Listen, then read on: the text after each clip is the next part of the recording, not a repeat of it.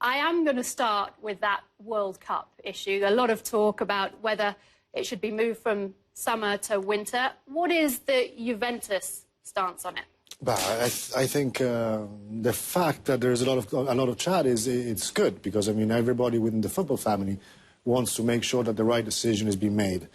I think there's been a clear position from the FIFA Executive Committee, which is our decision will be taken following the 2014 World Cup in Brazil, and so that should leave us plenty of time to actually make the right decision. Moving a World Cup from the relevant months, July, which is June, July, when it's normally played, to different months, has got a huge involvement. We tend to speak a lot about the players who actually take part in the competition, but that's the minority of them all. I mean, you have to think about what the rest of the football community and the football family will do.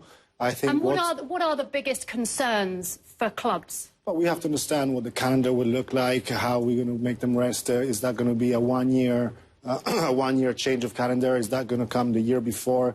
What's going to happen to the Confederation Cup the year before? As we do have a number of issues open.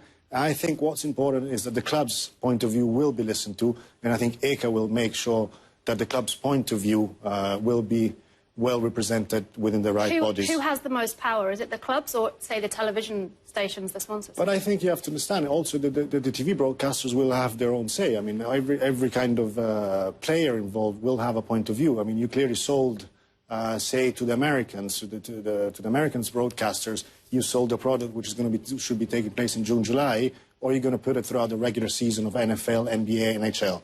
Will that have the same value? So there's a lot of players which need to come to an agreement. I am quite sure that with the goodwill of everybody, a good solution will be found in the interest of football itself. One of the other issues that's getting a lot of attention in Italy at the moment is that of the stadium closures for not only racist chanting of fans, but also regional differences. Do you agree with it? First and foremost, I think we should say that any form of racism should be fought and should be condemned in any form and in any way. We at Juventus, we are very keen on this, and for this reason we have two projects which are sponsored by UNESCO, one is a kick to racism and one is a play with me, and are integrating projects that we carry out amongst our people within the country. Secondly, I mean, Italy has got a very unique situation at the moment, because one thing is racism, one thing is territorial discrimination. Italy has always been, the country of many boroughs, many small villages, and a lot of that has been taken into account in a board meeting of the Italian Federation, which has enhanced the actual principles of UEFA. So now it's something that we have to look into ourselves. But it is important for me to say that much of what's happening in Italy today is not racism, but is a peculiarity typical to Italians. So you should go typical to Italy. But isn't a lot of football in any country almost tribal differences? In England, Liverpool against Manchester United. How do you differentiate between that?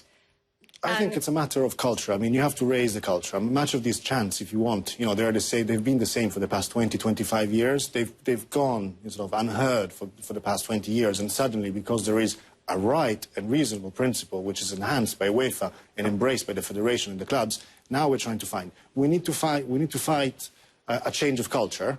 And fighting a change of culture requires a bit of time. So we have to make sure that we take small steps in the same direction, and we fight and try to rule out racism in any form from the stadiums, because those are the places where we want to take our kids, we want to take our families, and we want to make sure that the right messages are passed across in stadiums.